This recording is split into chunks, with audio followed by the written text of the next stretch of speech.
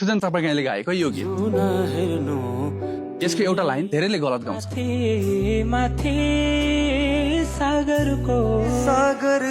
तर खास गीतमा यहाँ सागर होइन सगर भनिएको।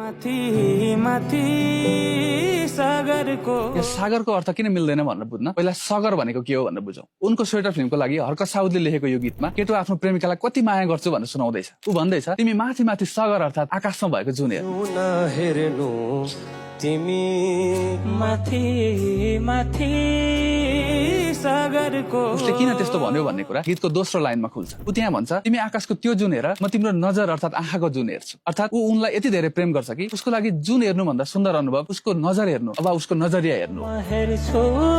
मेरो जुन तिम्रो नजर। उसको प्रेम अभिव्यक्ति त्यतिमा मात्र सकिँदैन। उसको लागि ती युवती बिहान र साँझ जस्तै हुन्। अर्को तरिकाले सोच्ने हो भने समय चाहिँ हुन् दैनिकी हुन्। त्यसैले ऊ भन्छ